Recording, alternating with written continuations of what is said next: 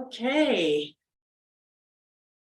Greetings, everyone, and welcome to Bell Global Justice Institute's parallel event entitled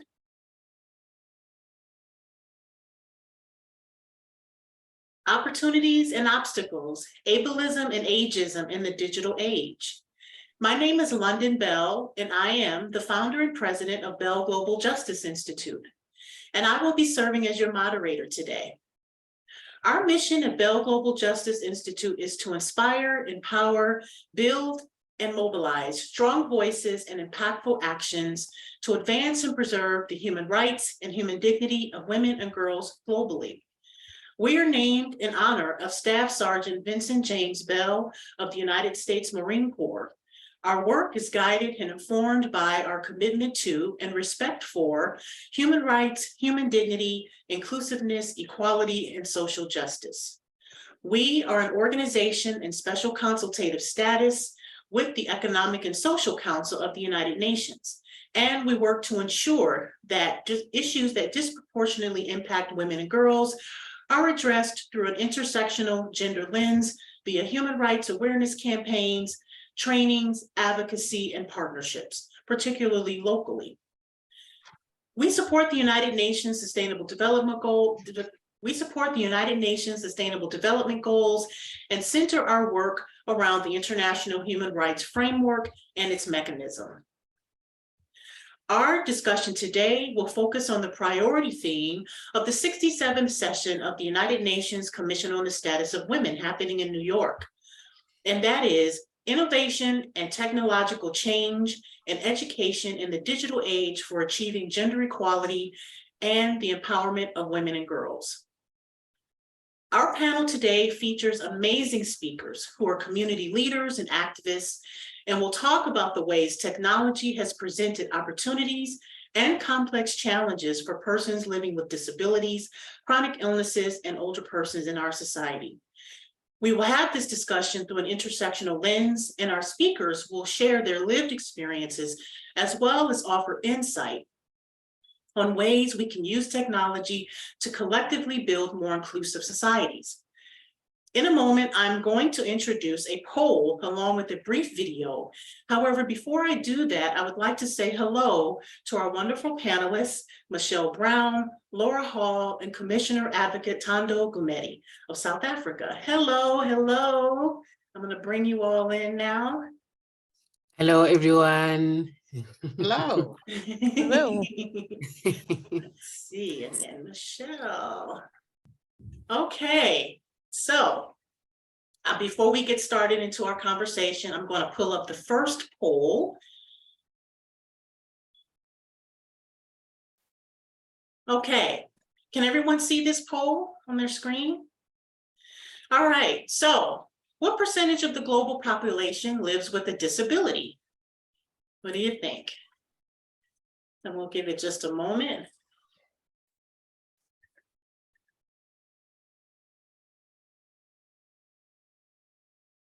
Okay. All right. We'll give it just a few more seconds.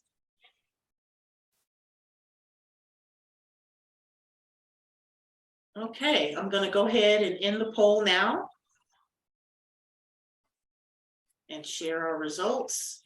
Okay, can everyone see the results? It looks like an overwhelming majority of you selected 16%, and that is correct. According to the World Health Organization, 1 in 6 people, or 1.3 billion people around the world, experience a significant disability. So yes, that is about 16%. Okay. Back. All right, so now I'm going to show a quick video before we get into our conversation. One moment.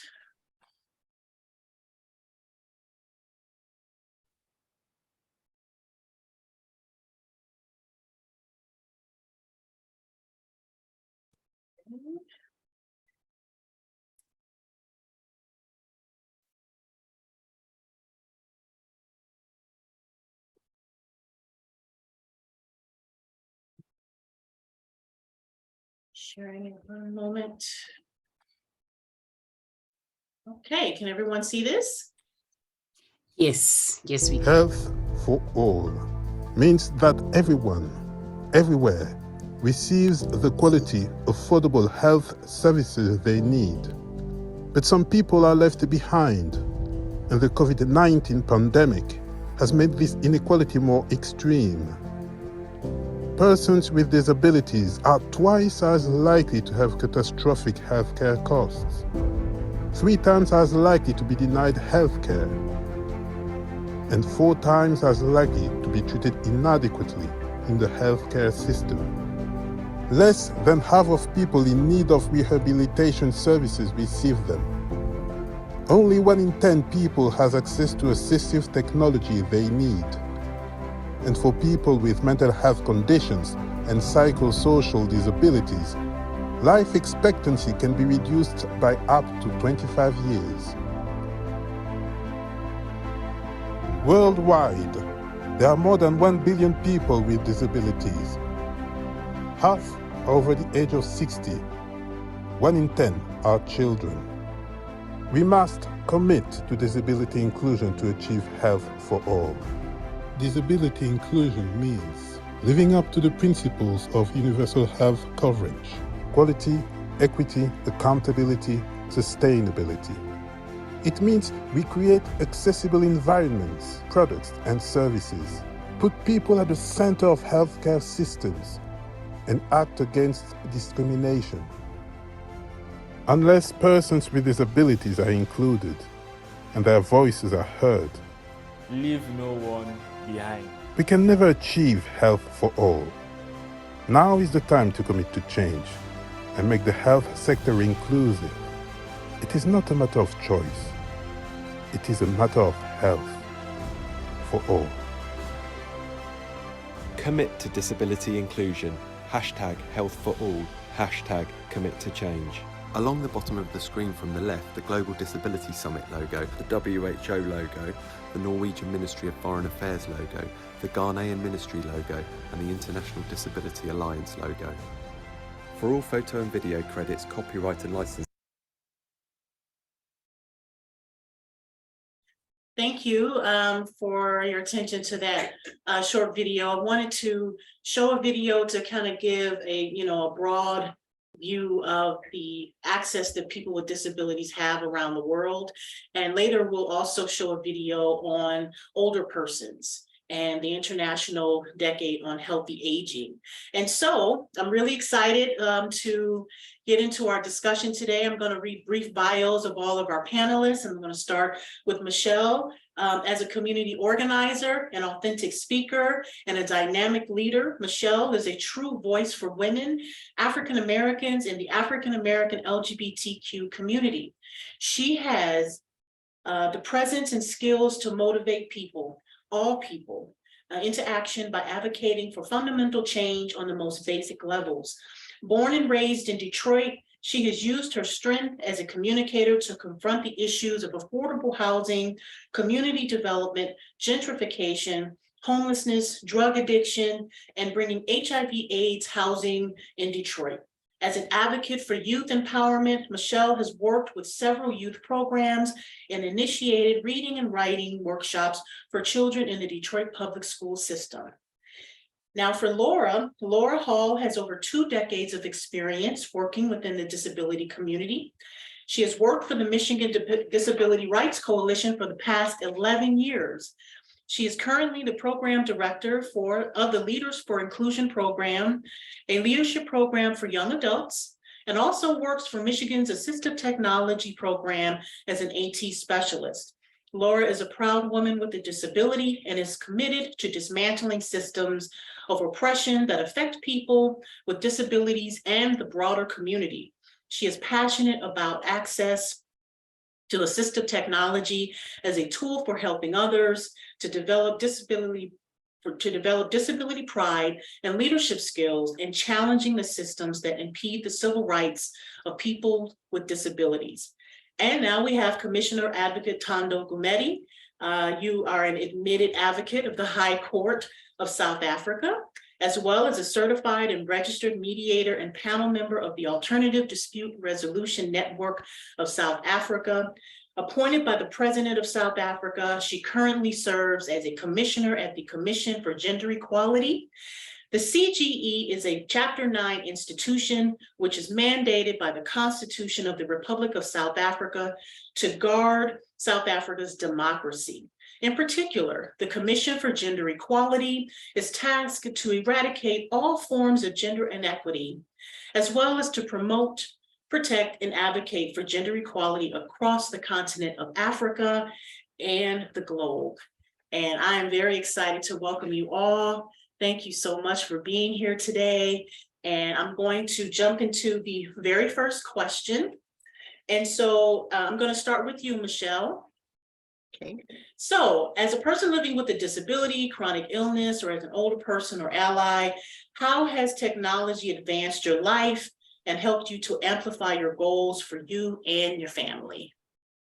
Well, thank you, London, for having me. You know, I think I'm fortunate to be in two categories, and person who has moments of being differently able, which I prefer to disabled because we do things differently. And also, rather than being older, I'm a seasoned person. I've been around for a moment. I find particularly during COVID, that technology has allowed me to stay in touch with people, to reach out and connect with people who are doing the work, and to sharing the message with people around the globe.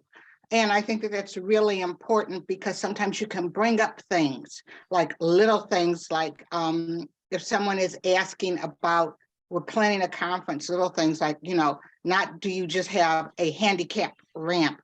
Do you have someone who's going to sign? Or even if in a Facebook post, if it's someone who has a visual disability, are you describing it? I think it's really important. And as we live longer and face these challenges and the healthcare things that if you have health insurance that allow you to live longer with assistive devices, that we use technology to advocate for them, to talk to other people about them, and to make sure that they're on the bandwagon, that they do more than just sort of say, well, I know someone or I'm for that they do something. Mm-hmm. Mm-hmm. Thank you. Thank you so much. And I know that during COVID for me also, I was able to participate in a lot of discussions and events that were happening around the world, including at the UN, because of technology, because I was able to use Zoom and other platforms to participate. So, and then for me, I was also able to communicate with my doctors virtually as well when I wasn't able to go into the hospital. And so, Laura, I'm going to kick the question over to you. How has technology helped to advance your life for you and your family? Oh, you're muted. I was thinking about this question, and I was thinking about my day-to-day life, and I feel like I have the privilege to have access to technology, you know, pretty much from the moment I wake up throughout my day. And so, for example, I use technology to get out of bed. I sleep in a special type of bed. I have a transfer device that helps me then get in my wheelchair, which then goes to the bathroom. I'm able to use a 1-cup coffee maker to make my coffee. And so I think it allows me to live more independently and not need to rely on the help of other people. Although I do have personal assistance, and I think there's nothing wrong with interdependence. But it is nice to be able to use technology for things that I'm able to do myself and save that time that I have with the caregiver for things that I'm not able to. So I too feel like technology has helped me become more connected. It's helped me reach the job that I'm at today. And then I have the fortunate ability to kind of help introduce other people to technology that can help them. So it's kind of a big circle. And I agree with definitely with Michelle about the impact that COVID, I think, had on all of us, and how technology really helped connect us with those people that we love, or our doctors and folks that we needed to speak to but couldn't in person. And I think it's just important to bring up that prior to COVID, a lot of people with disabilities were asking for these kind of accommodations, and people were saying, oh, it can't be done, or it would be too expensive. And so then I think COVID has shown us that it actually is cost effective and helps people be more productive, by having that flexibility. So I think that's an important lesson that we did learn through COVID. Absolutely, I agree, Laura. And I think since COVID, I think businesses and organizations are having those discussions about how to continue to be accessible. I know the UN has done hybrid sessions so that more people can join virtually. So I think it's been a lot of good that has come. And Thando, I'm going to kick it over to you. Share a little bit about how technology has benefited you, your career, your family. So for me, a lot of the work that I do is, particularly serving other people. And, if I look at, for instance, the work with, Mteto search engine, Mteto search engine is a mobile app that I've been developing since 2017. And, the purpose of this app is basically to deal and to address the issues of school-related gender-based violence that affect predominantly students and children with disabilities, the LGBTQIA+ community, girl children, and those from impoverished backgrounds. And, South Africa is quite an interesting context, because South Africa is probably one of the places in the world where intersectionality matters most. Our history here dictates that because of the color of your skin, you're likely to be poor, likely not to be able to access different types of resources. So I think for me, technology has enabled me to reimagine our world. It's enabled me to practically build a feminist future for all people. And I'll get into it a bit later about why this is incredibly important. But for me, I don't like really talking or centering myself in how technology has worked. But I think technology has a tremendous role to play in making sure that every single person, regardless of their race, their ability, their sexual orientation, has got access to the constitutional rights that are enshrined in our Bill of Rights and across our Constitution, even beyond our Bill of Rights.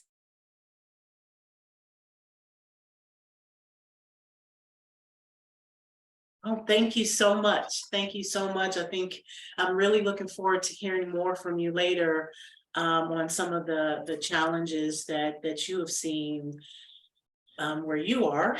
And I think before we go into our next question, I'd really like to switch over and do a second poll and then offer a second video so that we can broaden our discussion and on the role of older persons in technology. So let me launch our second poll. Okay, can you all see this poll? About how many people living in the world today are age 60 and over, you think? I found some research that was very interesting as I was preparing for our panel today. And one thing I will share is that the full bios of all of our speakers, as well as resources, will be uploaded on our website later today. And I'll make sure and put that website in the chat shortly. Okay. I think we can go ahead and end the poll. I'll give it 10 more seconds. I see people are still answering.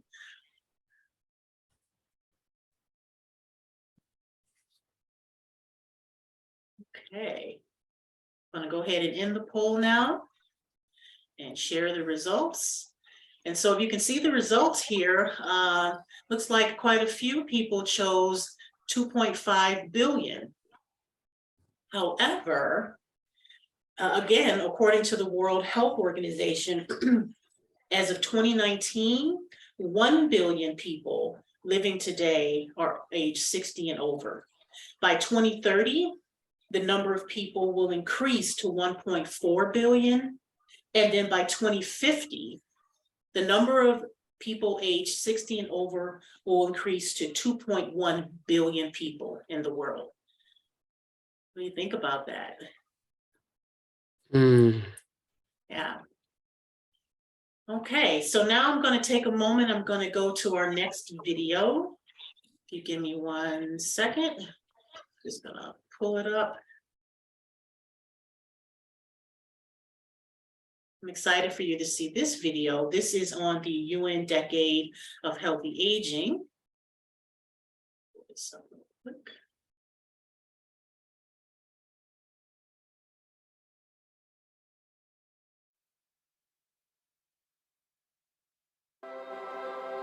When it comes to aging, we can learn a lot from nature. Consider a tree. As it grows, its rings expand outwards, telling the years gone by. But those rings tell more than just time. If you look between the lines, you will also see how the tree's habitat and living conditions have impacted its life. The healthier the ecosystem, the more it will have thrived. We humans are no different. As we age, our physical and social environment provide us with vital resources. Access to healthcare and proper nutrition, opportunities in education. What do you want? I want a job that I don't hate. I want to do something that matters.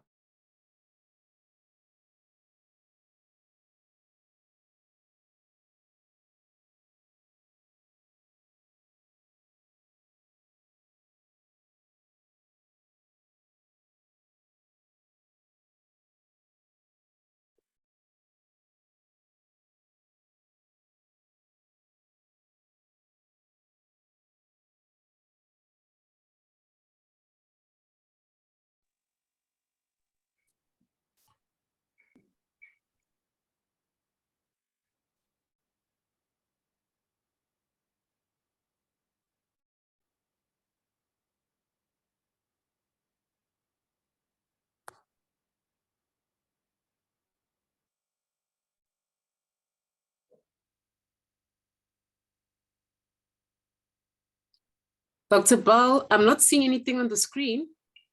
Yeah. London? So sorry. I'm so sorry. I thought I was sharing the screen. Okay. I'm just gonna go ahead and finish this video.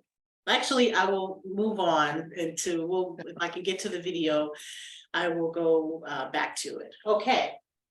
So I want to go on to our second question, which is, in what ways has technology or lack of access to technology created barriers, particularly during COVID-19? And Michelle, I'll start with you.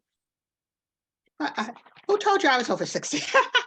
No, you know, I think that there's a different way. I would say that prior to COVID, I mean, there were places where I thought I should be welcome and accepted. And at one point I had a issue with my leg, and I came in one time with my cane and interviewing with a bunch of people. And it was sort of like, I immediately felt, oh, not only are you old, but you're lame, and I was like, I really felt that and that need to do that.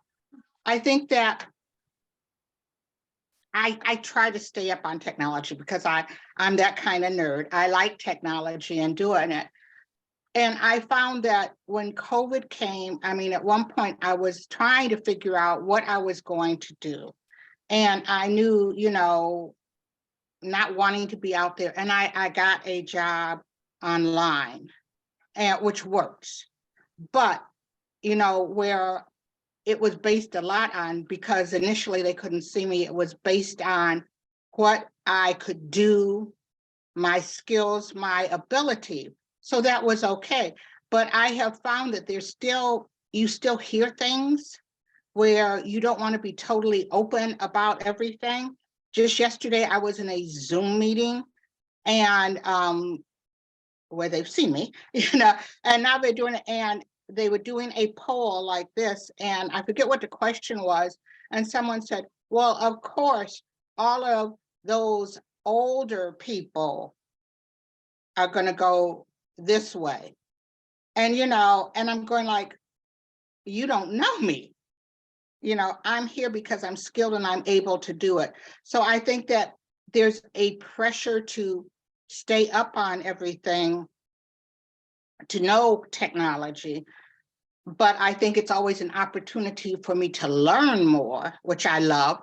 And I love, like, you know, clapping back, going like, oh, you mean on Twitter? You know, I got that. Or, you know, I like that part, but I know that it helps. It allows me to be able to work. It allows me to not have to worry about going out there and doing it.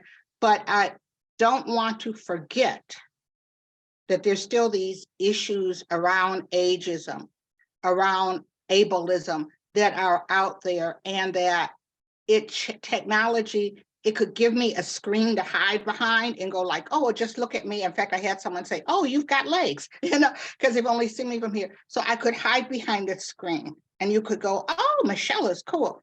But it challenges me to stand up and talk about ableism, to talk about ageism, and to be me. And just like I don't want someone to say, oh, because I'm a certain age, to also let people know, hey, you know what? I don't have an issue with a millennial. I'll work with you. We're about working and finding, peeling back the layers of that onion and finding that common ground about the things that I care about: the ecology, I care about healthcare, I care about people, just like someone regardless of age. So it's a benefit, but there's challenges to continue to live authentically and to push that agenda.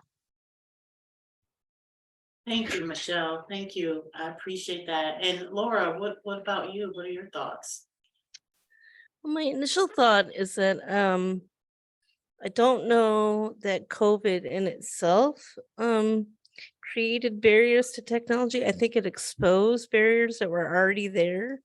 And then when folks became everyone's lifeline and relying on it, it really exposed, you know, who had access to this technology and who does not.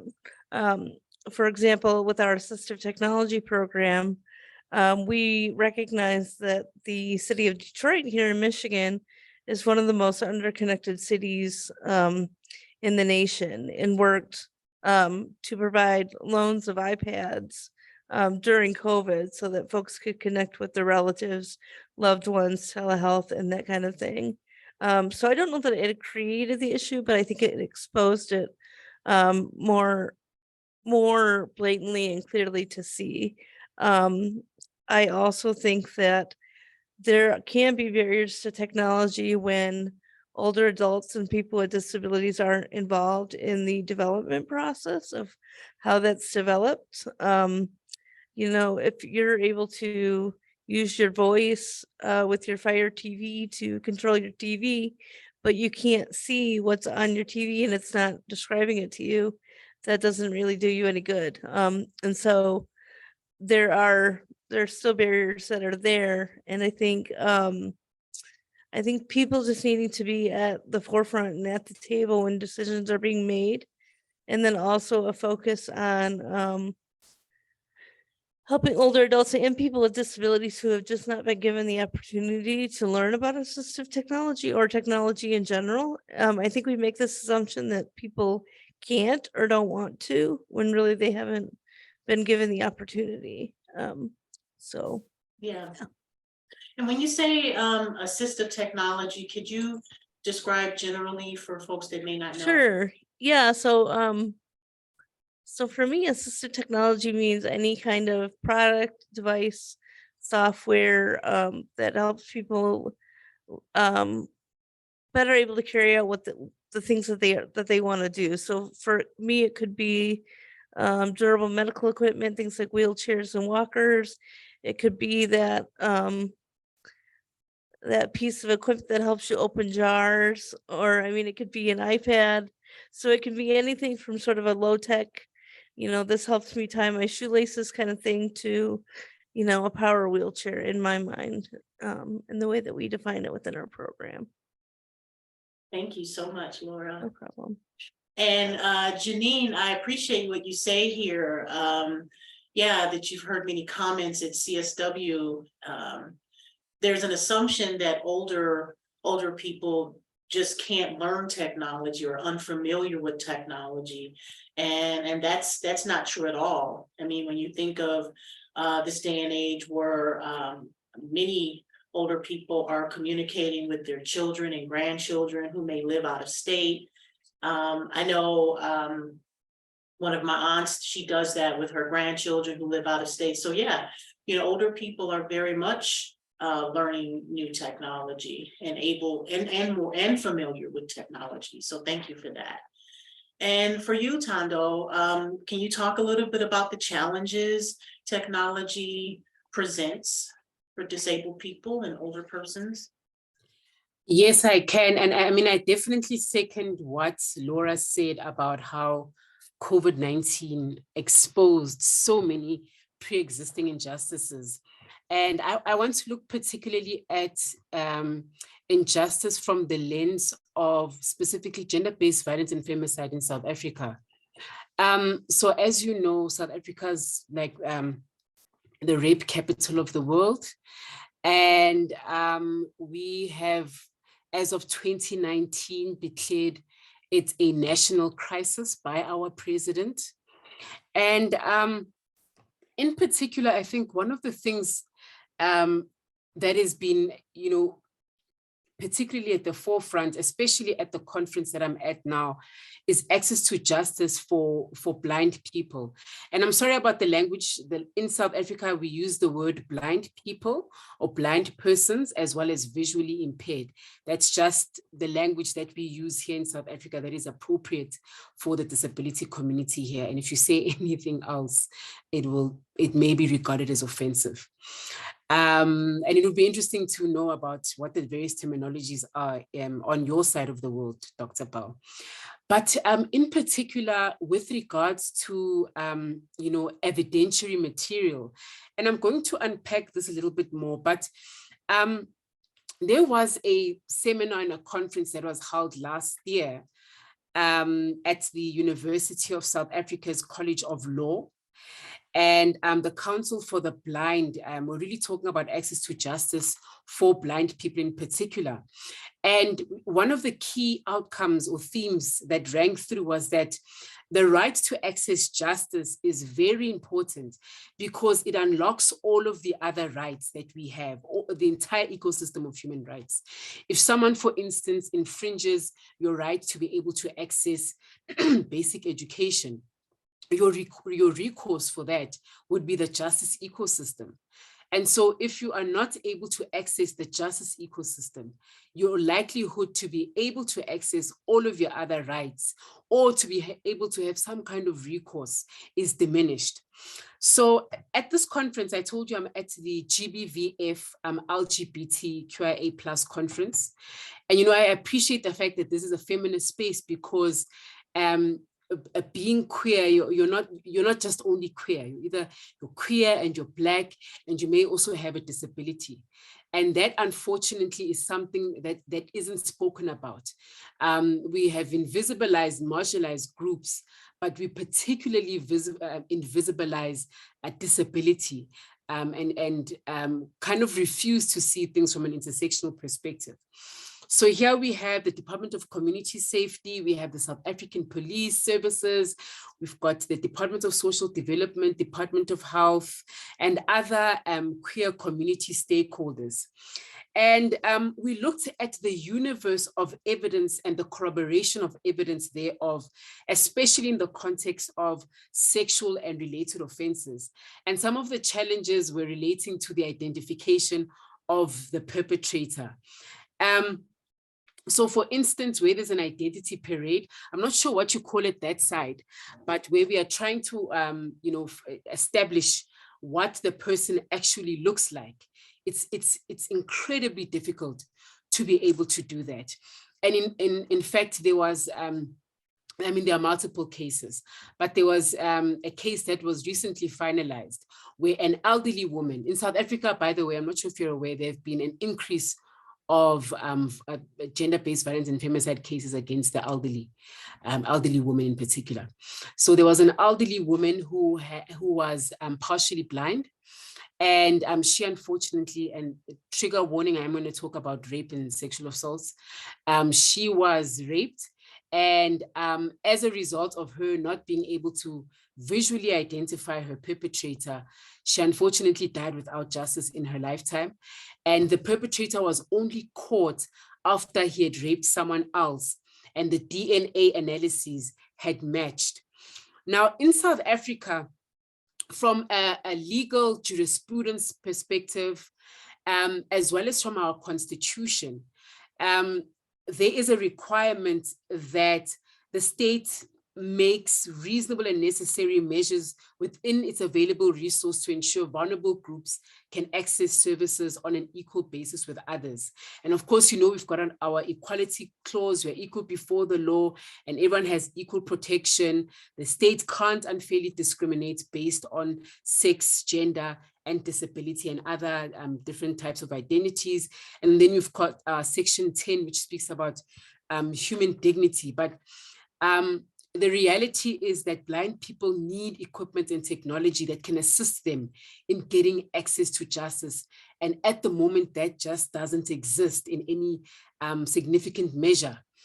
But also, I want to say that it's not all doom and gloom, and that in the context of blind people, they need to access technologies and equipment also so that they can participate in society at large and live out their best lives and just be happy, joyous people. And so recently in South Africa, the South African Blind Association, as well as Section 27 that deals with human rights, successfully won a case in our constitutional court, which is the highest court in our land, where the court had confirmed that the Copyright Act of 1978 is unconstitutional for limiting access to reading materials in accessible formats for persons who are blind or visually impaired.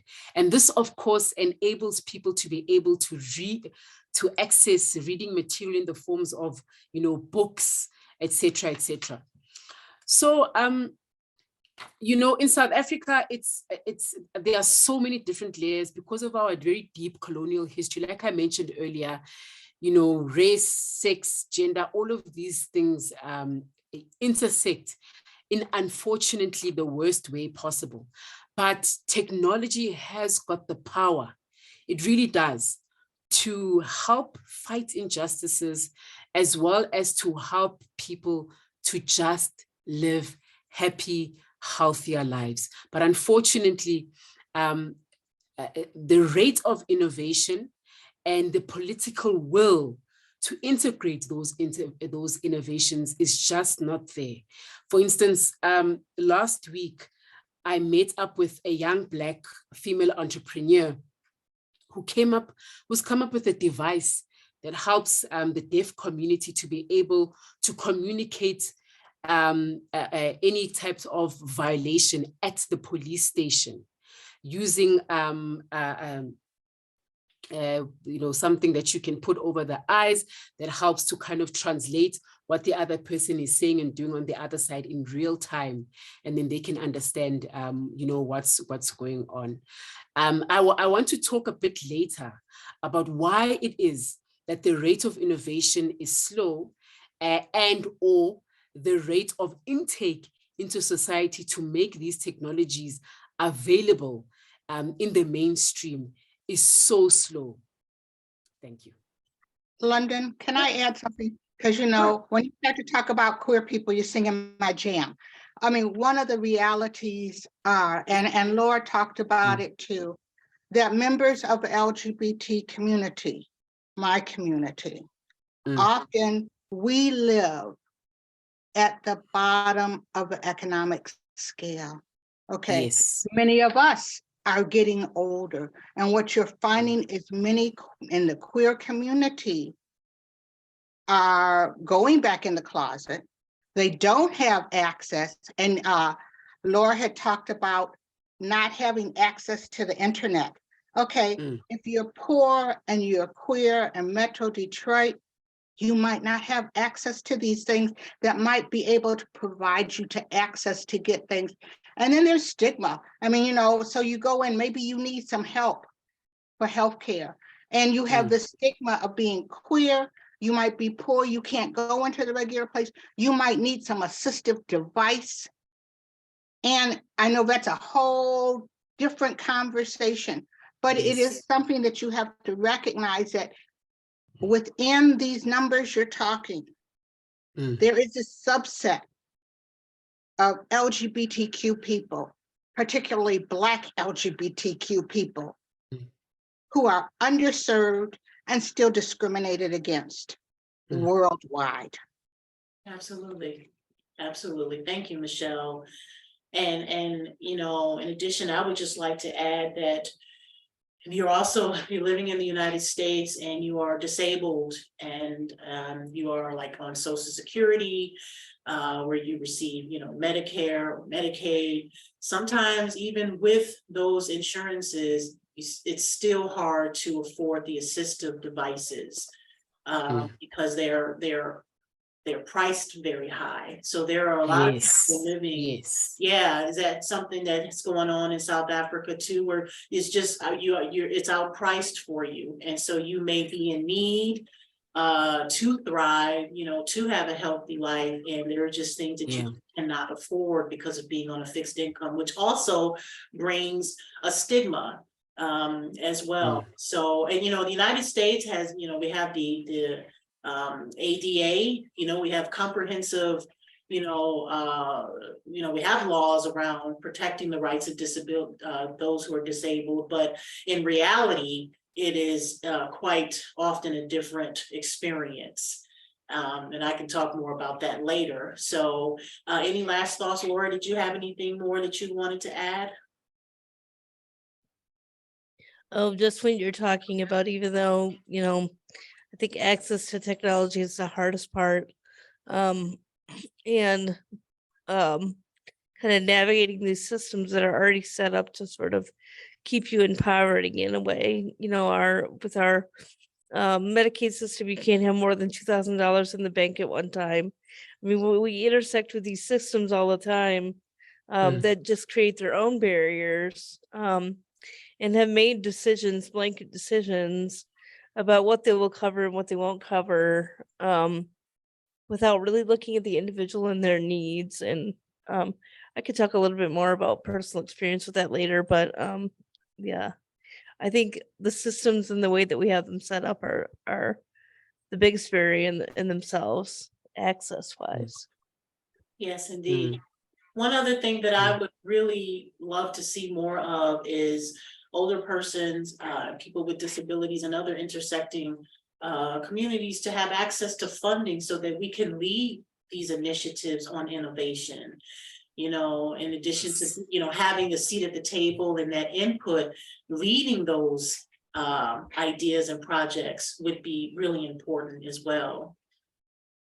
So that Dr. Bal, I mean, that's the big, that's actually what I wanted to talk about, is that the reason why the rate of innovation is so slow is because funding for feminist development or any of the, feminist related topics around the world is so tiny. I think, please correct me if I'm wrong, but I think we get about 1 to 2% of, the entire pool of development monies goes to these feminist projects and related work on the ground and in communities.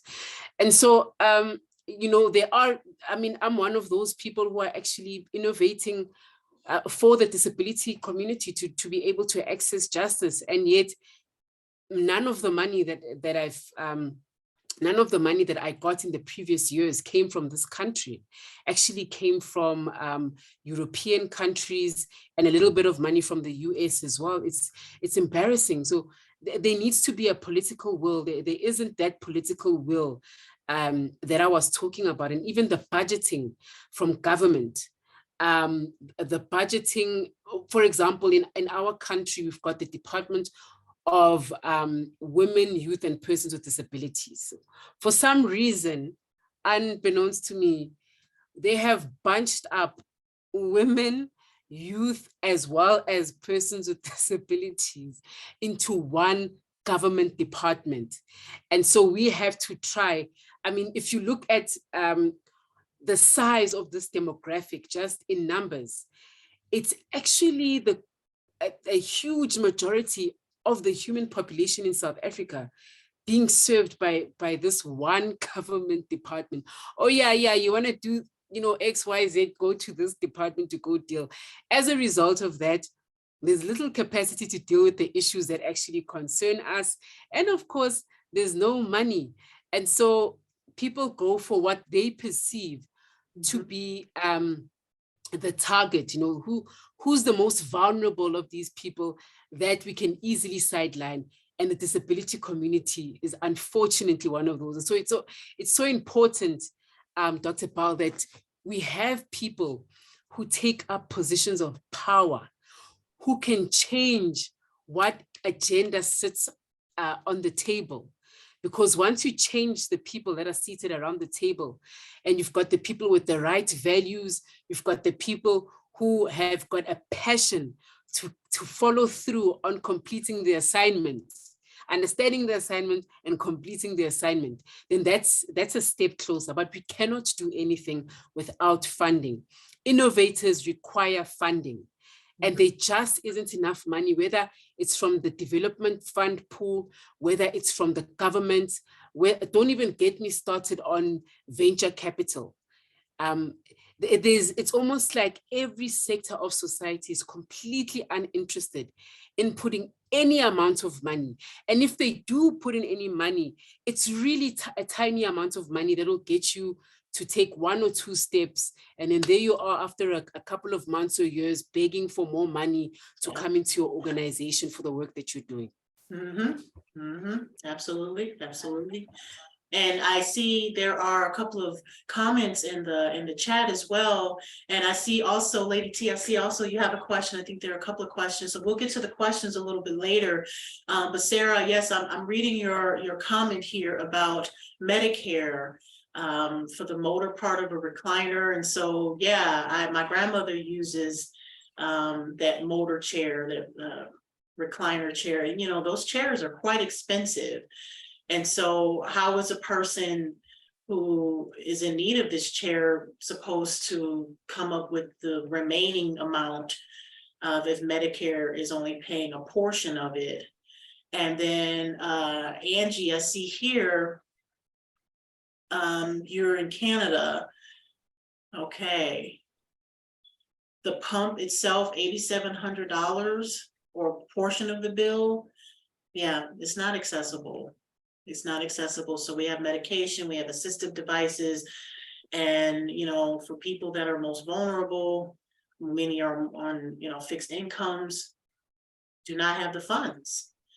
So with that, I want to go into, before we go into our last question, I want to share one additional poll and a video. And for the last video, I promise you it's going to be on screen. And if it goes to commercial, I don't know, I might just cut it off because it's weird. So anyway, let me share this poll. The last poll I think is, let's see. Okay. Let me go back. Can you all, you can't see this poll, right? No. For some reason, it's not letting me share it. Okay, well, it won't come up. So what I want to do is, this is a true or false question. What I would love for people, I'm going to ask the question directly. And if you can put in the chat whether you think it's true or false, we'll go from there. So true or false, 2.5 billion people worldwide need one or more assistive products. And examples as Laura was giving earlier, and wheelchairs, hearing aids, glasses, I wear portable oxygen. So true or false, 2.5 billion people. Okay. Let me go down here and see. True, true, true. Look at that. Look at that. Okay. All right. And guess what? The answer is true. So yeah, 2.5 billion people are in need of one or more assistive devices. By the year 2050, more than 3.5 billion people will need assistive devices. And many older persons will need 2 or more assistive devices as they are aging. And that's according to the World Health Organization. And so there are many people now that need more than one assistive device. And so with the large number of people around the world, we're talking about billions. Why isn't this more affordable? Why is it not being created by people representative of these communities? So that's just something to think about. Now, I'm gonna try to launch this last video. Bear with me. We'll see how this goes. Keep your fingers crossed. Let's see. 2.5 billion people need assistive technology, but more than a third are denied access. Look left and look right. That's 1 in every 3 people. We are just like everyone else. We just need assistance to access the world. Saya alat bantunya alat tulis itu namanya pen sama reglet. With my hearing aids, I can hear quite well. It means we can have nice conversations. We've been together for 60 years. The thought of being separated would break my heart. And assistive technology helps with that a huge amount. Akses ke teknologi alat bantu adalah hak asasi kita. Saya ingin kita mempunyai hak yang sama di masyarakat. I am totally blind. Being able to text and receive text, that's been life-changing. What I like about the disabilities, force squeeze, can get around easier and quicker. Eventually, soon people like me will have things like this, like I do. Things don't stay the same forever, they also change. Due to lack of funding, being a developing country, access is very difficult for people. But we can change that. We need to change that. When people see me walking with my three-wheeler, what they really should see is someone who's independent. Saatnya untuk mengubah hidup. Quer seja temporário, quer seja permanente. Apakah ini saya? Apakah ini kamu? Apakah ini seseorang yang kamu kenal? Assistive technology touches everyone's life. Time to ensure affordable access, no matter where we live, no matter who we are. Let's make sure everybody has high quality, cost-effective, and the appropriate assistive products we need. So, let's change lives together.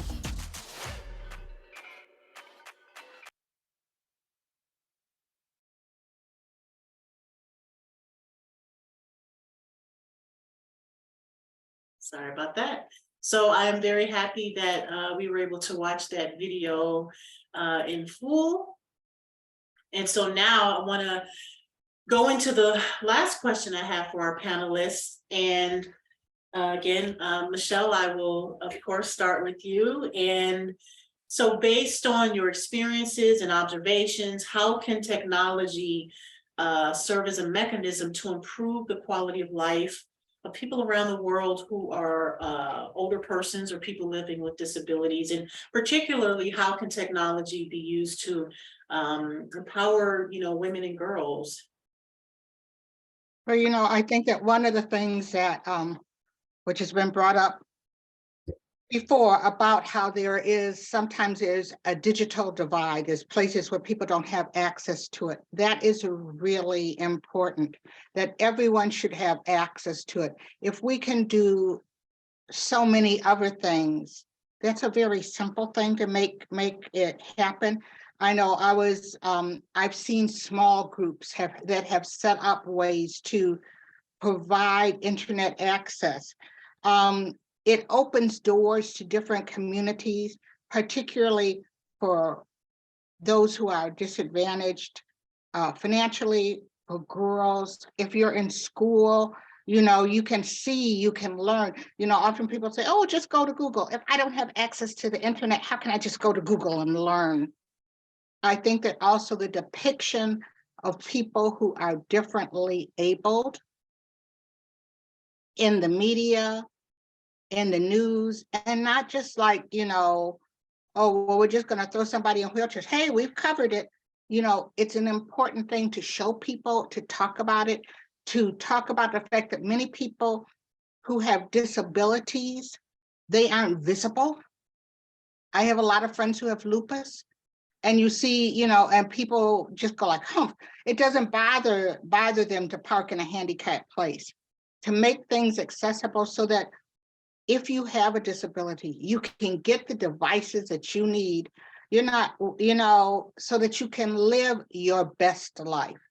And, I have a friend who was homebound, and I said, why? And she said, well, I don't want to use a cane, or I can always get in with my wheelchair.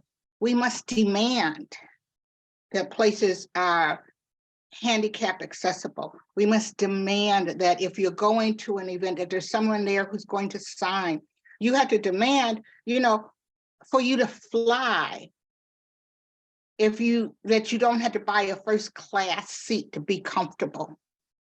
We have to claim it, we have to own it, and we have to stand up for it and forget about the stigma. I have a friend who doesn't want to wear her hearing aids. She said, well, people somehow ever would look at her with hearing aids and suddenly think that she's gone stupid. I mean, just because you've got a disability doesn't mean that you're unable to hear, to read, to understand, to accomplish things. That's why I say differently able.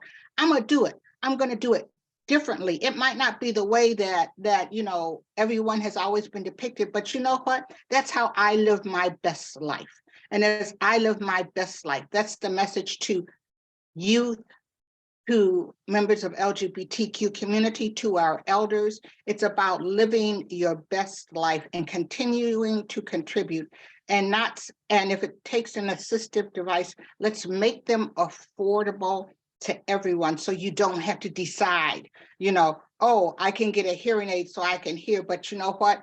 It's going to cost everything and I can't afford it. Make it affordable, make it accessible, and put it on, like you said, not only to have a seat at the table, let's put it on the menu so that we're changing the food and the discussions that we're having about people living with disabilities, people who are differently abled, people who are older, people who are younger, because it takes a village, but you know what? Everybody in that village ain't gonna come walking in like John Q. Public. We're different, and that's our beauty and our strength of the beloved community. Yes, indeed. Thank you so much, Michelle. And Laura, before I go to you, I wanted to just share that making it a reality for people who are differently abled is very important, whether or not their disability is visible or invisible. And sometimes I feel like our societies are really just doing the bare minimum. And one example that I have is yesterday I was looking at a local museum that I'd like to visit. And I got so excited when I saw that they offered scooters which I like to use when I'm out shopping, when they're available.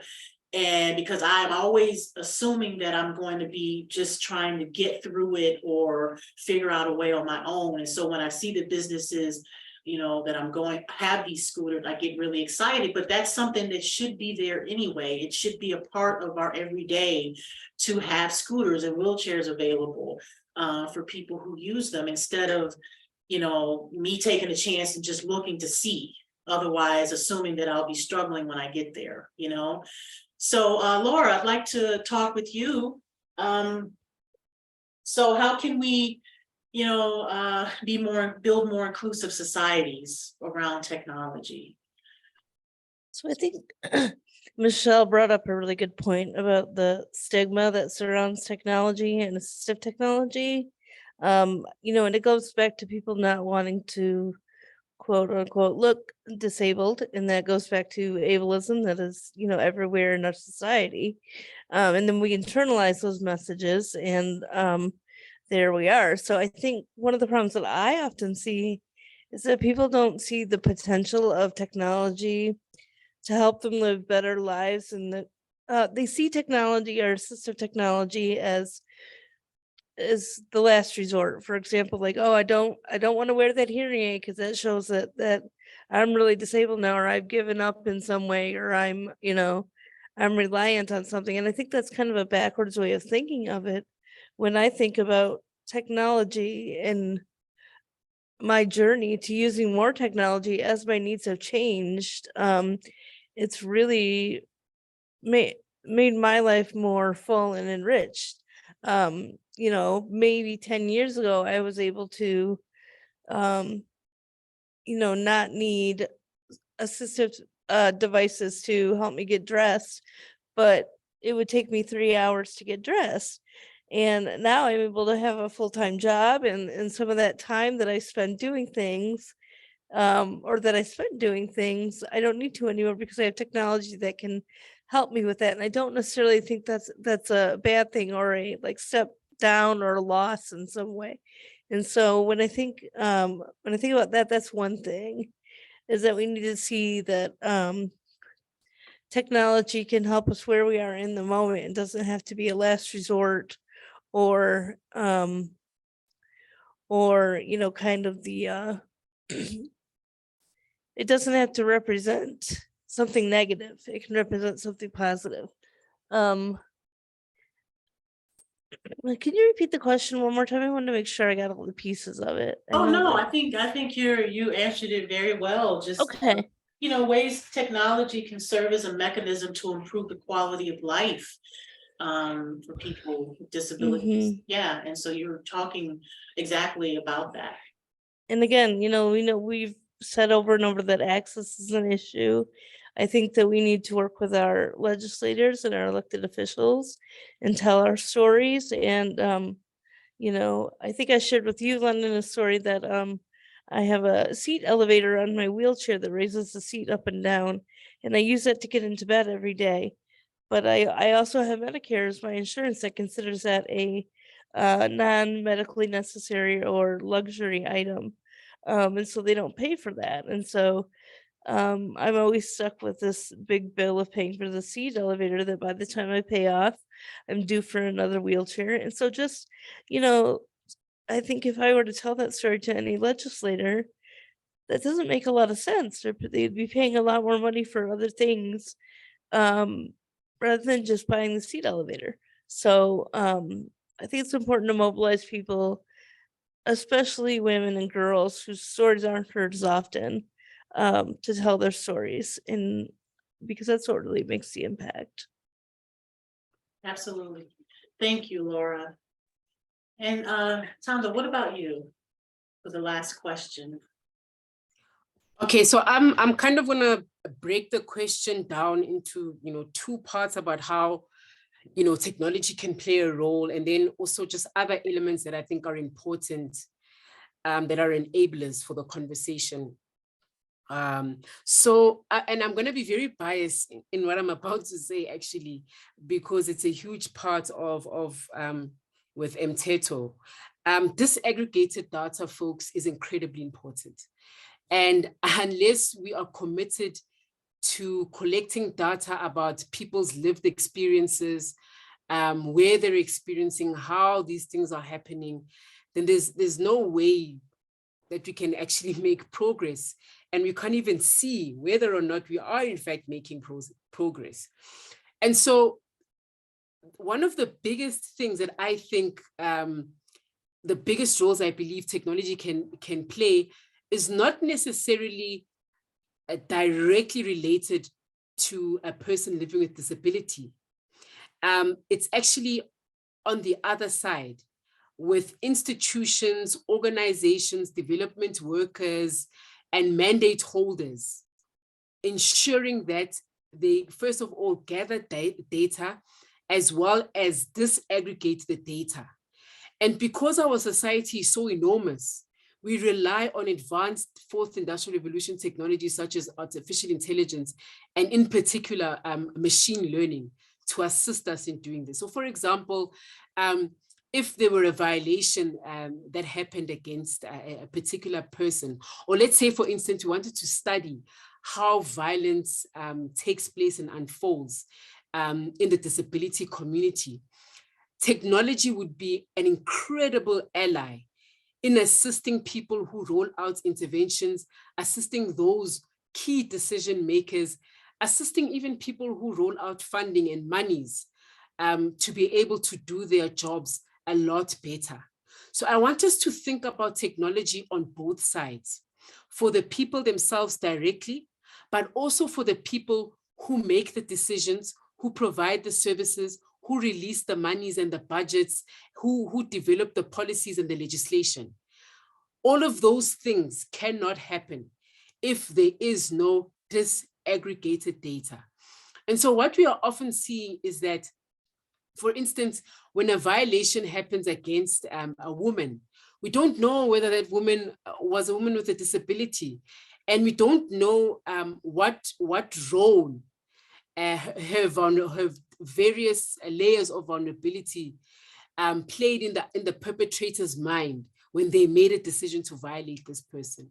So it's incredibly important for us to be looking at the data and really looking at it at a granular level.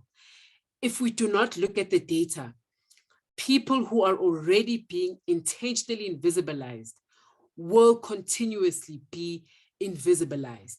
And I really want to challenge you, Dr. London, to put that at the top of your agenda, to make disaggregated data, data mapping, data visualization, and the uses of artificial intelligence and big data to be able to make these analyses and to provide these insights to the relevant people an absolute priority.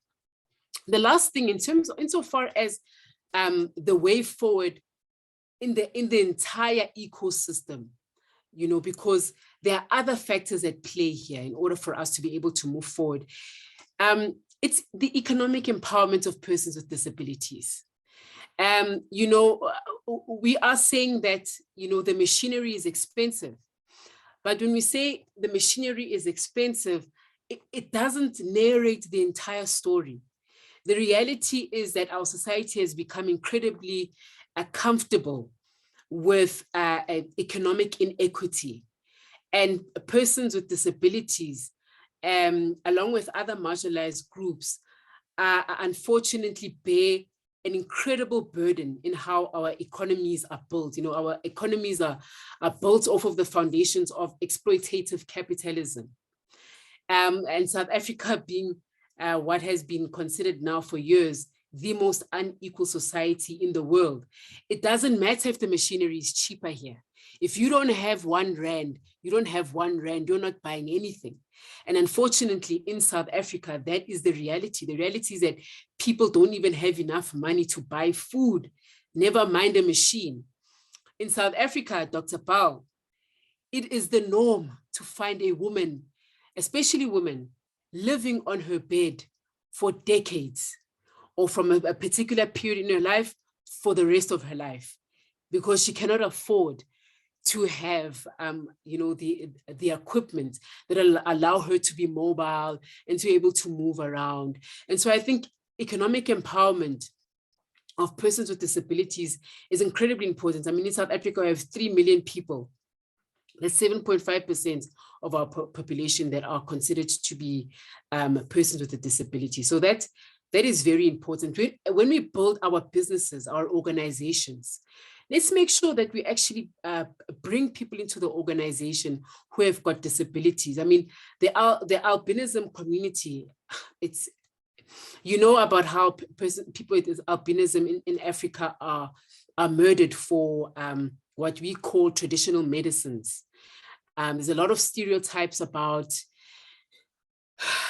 people with albinism being magical. You know, I mean, it's totally, they are literally hunted down and dismembered. Sorry, I didn't give a trigger warning. Yeah, so really the economic empowerment is really important. Most persons with disabilities in South Africa have low-level jobs. It's really quite unfortunate. So we need to prioritize that. And then number 2 is building infrastructure in rural and township areas. So, I mean, where we come from, if you go to the rural areas, you will hardly have any network to be able to access the internet.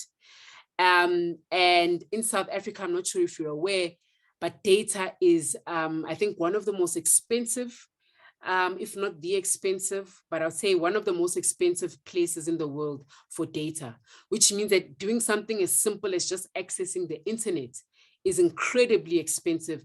Never mind the fact that there are so many communities around the country that just don't have the infrastructure. So if you can prioritize building of infrastructure in those rural communities and township communities. And number 3 is funding and budgeting for innovations that enable access for persons with disabilities. I cannot stress how important it is for us to tip the scales in terms of where the money is going. In here in South Africa, we have like a movement that we've been pushing since about 2018, 2019, called Fund the Fight.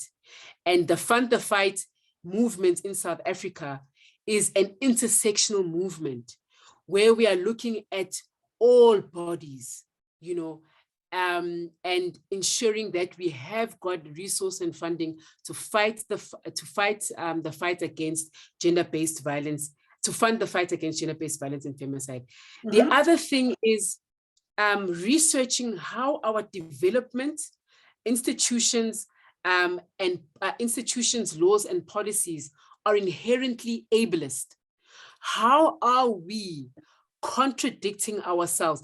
How is the narrative of change on the streets contradictory to the policies, to the laws that we see on a daily basis? And mind you, Dr. Bal, sometimes it isn't an intentional thing for policies to be ableist.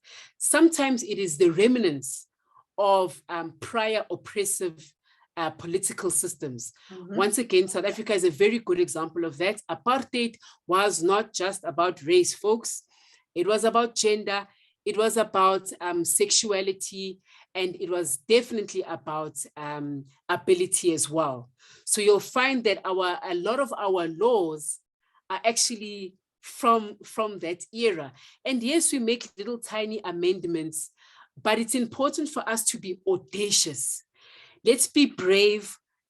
Let's be courageous in how we rethink and reform legislation, laws, policies, etc., etc. And I think this is particularly important because I'm a commissioner at the Commission for Gender Equality. And of course, I'm not speaking on their behalf here, but hold institutions like ours accountable. Give us the mandate, give us the assignment, and hold us accountable for executing on the assignment. Do not drop the ball in ensuring that we do what we were mandated to do constitutionally or legislatively. Do not drop the ball, and do not be afraid to call people out or to call institutions out who are not doing what they ought to be doing. The final one is allyship. Allyship is incredibly important. And not just having allies there in America, hello, have allyship with us here in South Africa as well. The most powerful thing, the most powerful method of resistance against oppression is unification. And our unification must not be limited by geography, by race, or by gender, and by all of these superficial identities. Let us unite across our superficial boundaries, because once we form a unit like this, then we are unstoppable and impenetrable. And I call that Ubuntu. That is called Ubuntu. That is Ubuntuism alive and well. So Ubuntu is not just some term. I know people have been like so in love with the term Ubuntu and trying to interpret it. There is no English word that can ever have the advancement of being able to encapsulate what that term is. That was our term. And what I'm talking about now, allyship, is one of the most tangible expressions of Ubuntu. Thank you. Outstanding, outstanding. Thank you so much, Thando. And you mentioned something that was really important about institutions and data. And one of the things that I've learned, there's been some research done by Harvard University on the impact of Jim Crow, the Jim Crow laws of segregation, and the impact on Black women's bodies, the ways that Black women's bodies have aged faster because of the legacy of the institutions here. And so I would love to see something similar, and I'm sure if there's not research, I would like to see research on the disability community that has also, there are structures that are historic there, and how that has impacted the health and well-being of people living with disabilities here in the United States. Before I open it up for questions, I wanted to know, Laura, Michelle, did you have any last thoughts to add? Well,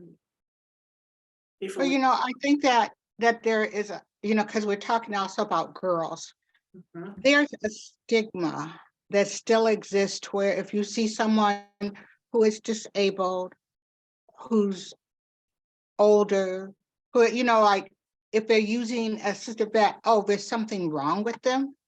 They're not as smart.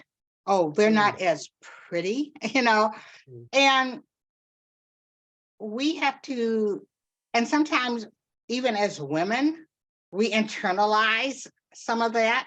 I mean, I have a friend who once said that, like, she had heard so often, oh, you're too pretty to be disabled, and we have to check ourselves. We have to have those conversations amongst ourselves and fight against that, because there still is a lot of, when you look at either somebody's ableism, somebody's age, somebody's that you want to somehow equate that to their intelligence, their ability to achieve, their ability to be a part of our community that builds and is a strength. And we have to check ourselves as women, not only for one another, but for girls. Thank you so much. And I see that there are a couple of questions, I believe, in the chat. And so what I'd like to do is just call on folks. If you raise your hand, I'm going to unpin everyone. You raise your hand and let us know what question you have. But Lady T, I want to call on you first because I see that you have your question here in the chat. Do you want to ask your question? If you're still there. Okay. Okay, I'm here. I didn't know how to unmute. I'm sorry. Okay. Oh, no, London, I think that you all, first of all, this has been fantastic. Secondly, I think that if you can ask one of my questions and then my comment about how the intersectionality and all of it is a part of oppression for all, I'd be happy with that. Thank you, London. Thank you so much, T. Did any one of our panelists want to chime in at all on T's question? I wasn't quite sure what her. Yeah, what was the second part of your question, T? Okay, so I was saying you could read one of any of the three questions. I think the first question you guys addressed, but the second and third question you can select. And then I put a comment about how the intersectionality of basically climate justice, marginalization for people with disabilities, it all goes to economic and social injustice. I think that is what the commissioner and the common thread, even with the wonderful examples that Laura and Michelle have given today, is part of why oppression exists. And, you know, poverty is man-made, and climate justice, economic justice, injustices and social injustices all fall up under that from my perspective. And I say that as a person who have multiple invisible disabilities and have heard some of the most outlandish comments. So that was what I stated. Thank you. Okay, yeah, thank you. Thank you, T. Your question here, I also think is really important about organizations being able to track the accessibility of their digital platforms and services. You say here what metrics or benchmarks should be used to evaluate their success. And I think that's a good question for organizations, you know, with websites and social media. Is there a way to track the accessibility? I don't know, Laura, if you had any thing to add. Maybe a little bit out of my depth, but I know there are some best practices with regard to social media and digital services in terms of making your posts accessible. For example, creating image descriptions so within your post, so folks that cannot see the picture can get a visual description of the picture, or if you have a video, adding audio descriptions. I'm not sure how to answer in terms of ways to measure and track. I just know that once we committed to really making our social media platforms accessible, we did see an increase in our views and engagement and things like that. So that speaks to the importance of making sure that everyone can access the material that you're putting online. Yeah, thank you. I think hopefully, I'm hoping in the future that the website platforms that we use, that organizations and businesses use, will be able to include that in how they build their platforms so that it's kind of automatic. I hope that there's some way in the future that they can do that. Because what I've experienced is I'm learning as I go, and I'm doing research as I go to learn to make our website more accessible and our, you know, social media more accessible. So I think the more information that companies can provide to us or can embed in their already built systems would be helpful. You know how like HRC has this index that everybody wants to be on. But sometimes, you know, it's just nothing. But if there were an index to rate a company, and that maybe that a union, when they went in and negotiated, would be to say, okay, these are some things about accessibility, you know, some way to make it, put it on, you know, more than just dollars and cents. We talk about the quality of life of your employees or how to do it. If there were a way that some organization would put that and push that to the front, maybe our unions could push that to the front to where, what are you doing? Something more than saying, oh, well, we've got it in our mission. Go to a website. If I see someone has their pronouns under everybody's name, that says something to me. So, I mean, to have an index, I mean, how do we collectively come up and push for that, to really develop an index to talk about these things? Thank you, Michelle.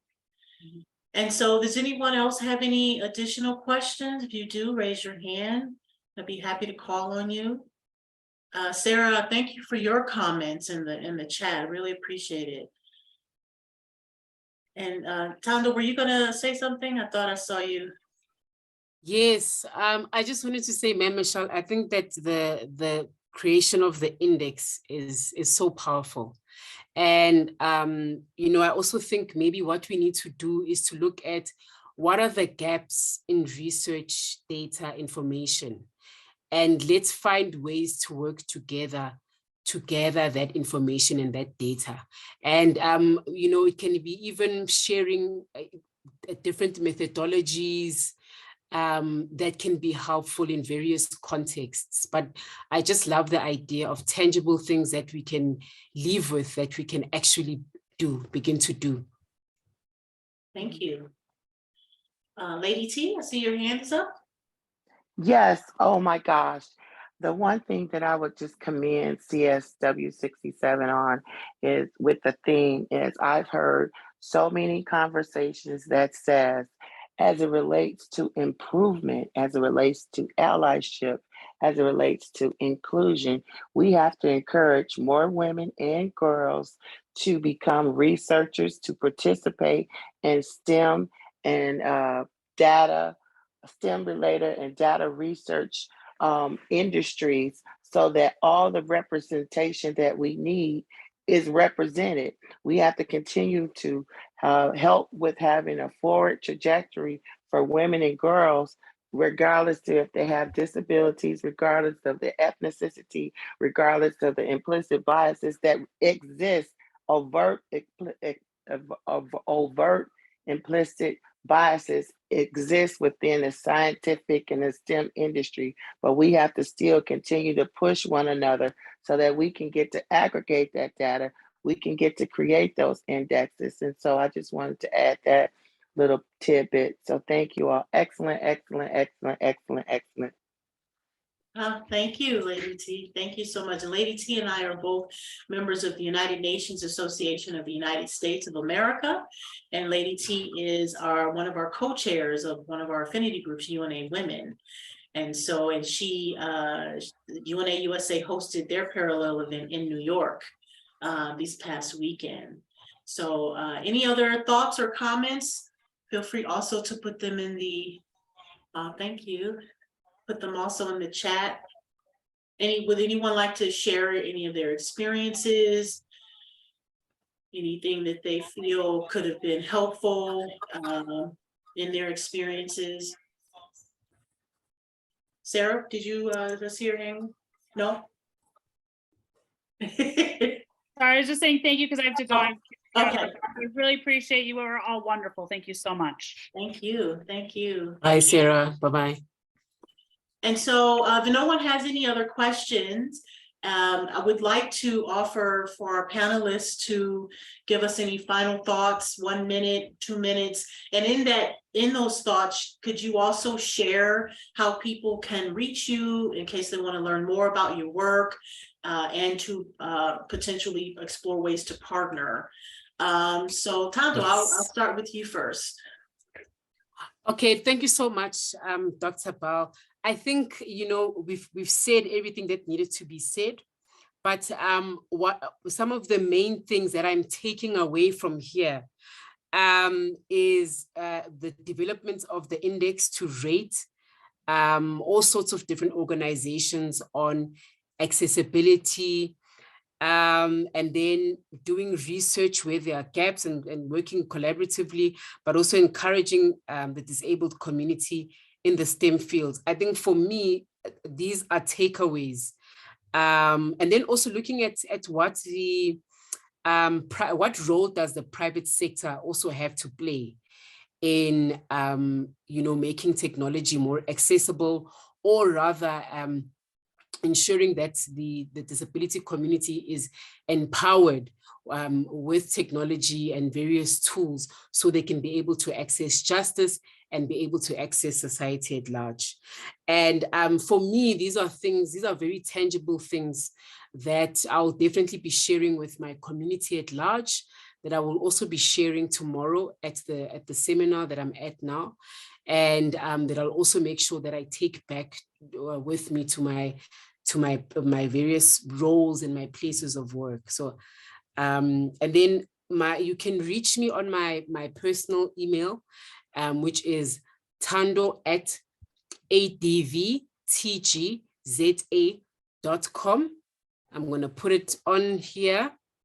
So it's thando@advtgza.com.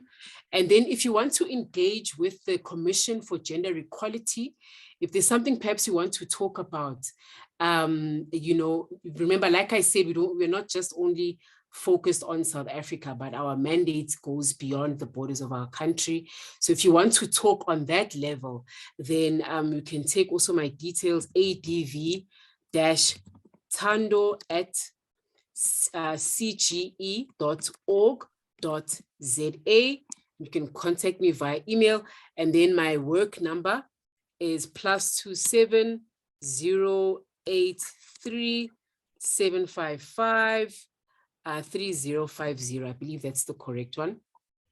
And yes, we can, let's get in touch if you want to engage with me on an institutional level, and want to engage with the institution of the Commission for Gender Equality. Or if you just want to interact with me on a personal level, maybe to discuss something outside of the ambit of the commission, I'm more than happy to engage. We can also connect on social media. Just look for advocate ADV Thando Gumede ZA. On Twitter, Instagram, Facebook, and on LinkedIn as well. Let's connect. And I'm hoping that this will be the beginning of a long-lasting relationship where we can share insights and exchange knowledge around the progress of disability rights across the world. And where, like I said, we can use the principles of Ubuntu to conquer ableism in our lifetime. Stay blessed, everyone. Thank you so much for the space, Dr. London. And thank you so much for everyone who participated, and to my fellow panelists. Thank you so much, Thando. Thank you so much. Michelle, how about you? I would love for you to also talk about your radio show. Well, I put on some information, you know, I was glad you said, oh, I should type it in there. One of the things that I take away from all of this is about allyship. And my radio show talks about intersectionality and living in the crosshairs and being bold and creating change.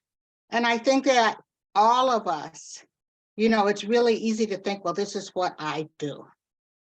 Part of being an ally is wherever you are, to bring up. Like, if I'm asked to speak at something, I ask about the location. I ask about its accessibility. I ask if they have someone who can sign. You know, that's important. And when I come, if they ask me to come based on one part of my identities, I am a whole bunch of things. I'm a Black, queer, woman, advocate. I'm a poet. I write. I do a whole bunch of things. And so I use every opportunity to open the door so that not only will I be on that platform, but the next time I'm going, like, you know what, is Laura, did you invite Laura? You know, did you invite the commissioner? Did you invite London? Because we all bring that. And also sometimes being an ally means that you open the door, but then you pass the mic. I don't know everything about everything. I mean, I have had experiences with disabilities. I have had experience with people who have lived with huge challenges and successfully did it, who would never be invited. But sometimes being an ally means that you make space for those people to come in, because we can't have these broader discussions. We can't develop these indexes. We can't create change if it's just one or two of us up there always talking, because I'm going to forget something. Hey, I'm old. I'm getting older. I mean, what I say about that, but open the door. Speak up, speak out about it, open the door for it, but be an ally. And even if that ally means passing the mic, opening the door for the next one, because if there's, how, who is it, Shirley Chisholm said, if there's not room enough at the table, bring another chair. Well, I'm gonna tell you, if there's not room enough at the table, not only bring another chair, you know how we do, bring a card table, bring some additional chairs, put a blanket on the floor if we need to be in that room, but make sure we're all in that room. And not only that, is that then we grab a hold of that menu and make sure that all of these things are on that menu so that we can create change. Absolutely. And I put my information, put my email on there. I'm on Facebook, Twitter, I'm on Instagram. And please connect with me, either as collectionsbymichellebrown@gmail. My other one is, I didn't put that one. My other one is IamMyChange@gmail. But if you get the Collections by Michelle, you'll get me, you'll find me, and I will get back with you. And London, thank you. Thank you, Michelle. And thank you, my fellow panelists, for this important discussion. Thank you. Thank you so much. And Laura, what about you? Do you have any last thoughts? And yeah, I see that you've shared your information as well. Yeah, I'm just thinking about how exciting it is that we have people from across the world here at the session today, and thinking about what the commissioner said about, I can't repeat your word, and I don't want to because it's part of your culture, but the power that we have if we work together, and just kind of not wanting this energy to end right now, I think is sort of how I'm feeling. But just just recognizing that we have so many commonalities across our different pockets of areas that we work in, and yet we have so many differences in terms of challenges and barriers as well too. There's just so much more to be done, and I don't know, my mind is moving very fast, which is usually a good thing when I finish something like this. Excellent. Excellent. Yeah. Thank you so much, Laura. And I'm going to quickly put our organization's information in the chat here, because later on I will have some resources. Particularly, what I've really appreciated is the World Health Organization and the United Nations creating, for instance, the Decade on Healthy Aging. So there are global resources that we can to read to help guide our work. And so I'm going to include some of that information on our website, as well as the full bios of our panelists. And so thank you. I know we're ending a little bit early, but I wanted to just thank Commissioner Thando and Michelle and Laura. I just want to thank you so much for your time and the pearls of wisdom you dropped today. I really appreciate you all. Thank you all to our participants that joined us. Really appreciate it. Thank you for your contributions, and please stay in touch with our panelists and learn more from their work, and see you next time. Thank you, everyone. Bye-bye, everyone. Bye-bye. Bye-bye. Bye-bye. Bye. Bye.